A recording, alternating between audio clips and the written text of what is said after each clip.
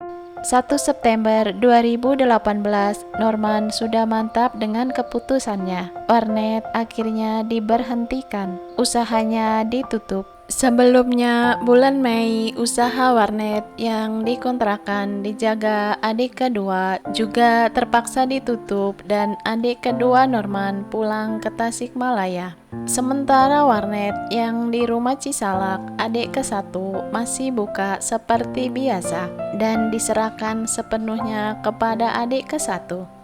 Komputer yang sudah tidak terpakai harus dijual. Norman menjual komputer tersebut dengan harga yang lumayan jatuh. Satu komputer dihargai Rp1.100.000 karena memang begitulah elektronik, harganya semakin murah. Ada beberapa komputer yang dibeli orang dengan harga 2,5 juta dan 3,5 juta.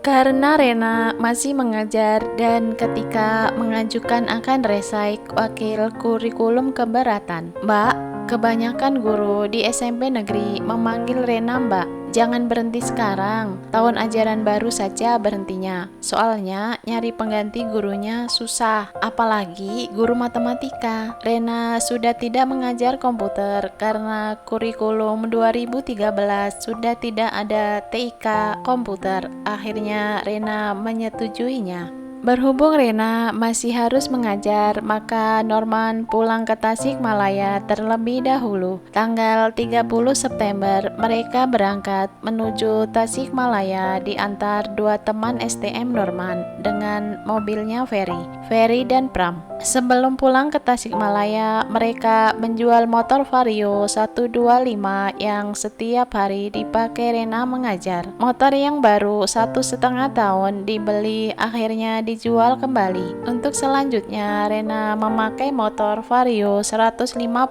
Rena mengingat setahun yang lalu setelah pembangunan rumah selesai, Norman ingin menyiapkan infrastruktur di rumah agar nanti ia masih punya penghasilan ketika di kampung. Dan Norman membangun kandang bebek dan kambing di atas kolam ikan. Dan pembangunannya menghabiskan uang sekitar 100 juta rupiah. Tabungan emas LM berjumlah 75 gram terpaksa harus dijual. Dari hasil menjual motor Vario 125 tersebut digunakan untuk membeli peralatan pertukangan dan bor yang digunakan untuk hidroponik, membuka usaha budidaya bebek dan ayam kampung. Selain memelihara ayam dan bebek, Norman juga bercocok tanam. Ia menyiapkan segalanya agar ketika Rena dan Ahmad sudah pindah ke kampung, mereka bisa menempati rumah dengan tetap mempunyai penghasilan. Seminggu kemudian, Ahmad sakit demam, panasnya tak kunjung turun. Rena sangat sedih dan ia izin dari sekolahnya. Rena membawa berobat ke klinik, tapi hanya turun sebentar dan demam lagi. Akhirnya, Ahmad dibawa ke rumah sakit di Cilengsi dengan mobil Ardan. Ren, masih panas Ahmadnya? Tanya Andira yang berada di depan samping Ardan yang sedang menyopir. Masih Mbak, belum turun juga. Rena memangku Ahmad yang tergolek lemas di pangkuannya. Setelah sampai di rumah sakit, mereka langsung ke UGD. Rena mengikuti Ardan dan Andira di depan. Ternyata UGD penuh sesak orang yang sedang mengantri.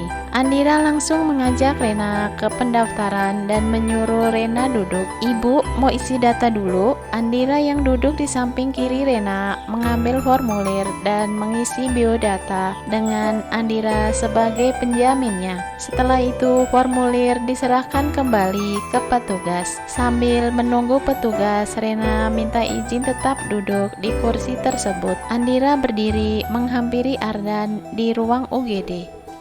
Ya, gimana? Andira ingin tahu kepastian bisa tidaknya dirawat di rumah sakit ini. Kayaknya nggak bisa. Tuh, lihat bapak-bapak yang duduk di kursi roda. Tuh, dia dari pagi antri di sana dan belum juga ditangani. Belum lagi itu yang duduk di bawah, menunjuk ke orang laki-laki. Dia dari 4 jam yang lalu, kakinya sakit, belum juga ditangani segera, padahal sudah parah. Andira diam dan bingung. Terus gimana ya? Kasihan Ahmad. Ahmad, udah lemes banget tuh dia. Ardan diam dan berpikir, akhirnya memberikan ide. Pindah rumah sakit saja ya. Gimana? Tadi sudah daftar belum? Ya sudah, pindah saja. Biar Ahmad segera ditangani, pinta Andira. Andira dan Ardan sangat sayang ke Ahmad karena dari kecil Ahmad dekat dengan mereka. Dulu saat Ahmad masih kecil, umur 3 tahun, ketika sore Rena belum pulang mengajar, maka Ahmad akan disuapi Andira sambil main sepeda di depan rumah. Dan Ahmad juga memanggil Ardan dengan sebutan ayah dari kecil.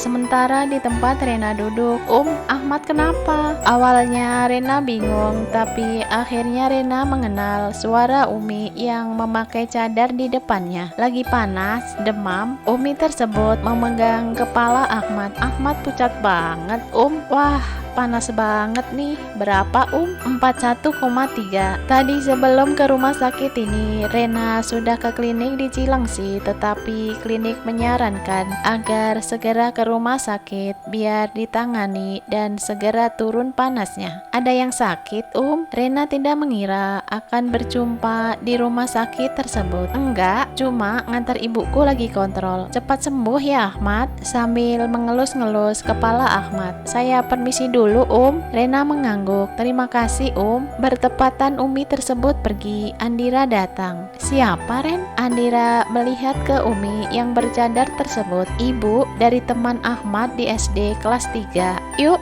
kita pindah ke rumah sakit Tamrin saja. Andira mengajak Rena dan Ardan sudah berdiri di belakang mereka. Sesampainya di rumah sakit Tamrin, mereka langsung menuju ke IGD dan dokter jaga serta perawat menerima mereka. Ahmad langsung ditidurkan di brankar dan dokter jaga beserta perawat mengecek panas Ahmad dan menyuntikkan obat ke Ahmad. Ahmad dipasangi infus di tangannya. Perawat jaga meminta Rena melakukan registrasi di loket pembayaran. Sementara Andira menunggui Ahmad, Rena, dan Ardan ke loket pendaftaran. Rena diberi formulir untuk diisi dan ketika mengisi pilihan ruangan, Ardan berbicara. Mbak, ini ruangannya di mana? Penjaga loket menjelaskan. Yang ada tinggal kelas 1 Pak, di lantai 3. Itu pun tinggal 1 kamar. Rena hanya diam saja. Boleh nggak kita lihat dahulu ruangannya? Penjaga mempersilahkan mereka untuk mengecek ruangan terlebih dahulu. Setelah sampai di lantai 3, mereka berdua melihat langsung ruangannya. Ren, sebaiknya kamar VIP saja. Di sini masih ramai pasien. Saran Ardan ke Rena. Rena mengiyakan dan mereka turun kembali ke loket pendaftaran. Mbak, kalau yang VIP berapa kamarnya? Ardan menanyakan harga kamar VIP semalam dan penjaga menyodorkan daftar harga kamar VIP. Ardan dan Rena memilih kamar yang sesuai. Akhirnya didapat VIP kamar anggrek dan Rena harus membayar di awal sebesar 3 juta rupiah. Ada nggak uangnya? Ardan memastikan Rena mempunyai uang sebesar itu. Ada, Mas. Setelah Rena mengembalikan formulir dan sekalian membayarnya, Bapak, Ibu, ditunggu ya sebentar biar para perawat menyiapkan kamarnya. Rena mengangguk. Iya Mbak, makasih. Mereka kembali ke brankar Ahmad di ruang IGD. Sesampainya Rena memegang kepala Ahmad. Alhamdulillah, panasnya sudah turun. Makasih ya Allah, batin Rena. Novel Islami romantis Kala Cinta Itu Hadir bersambung ke bab selanjutnya.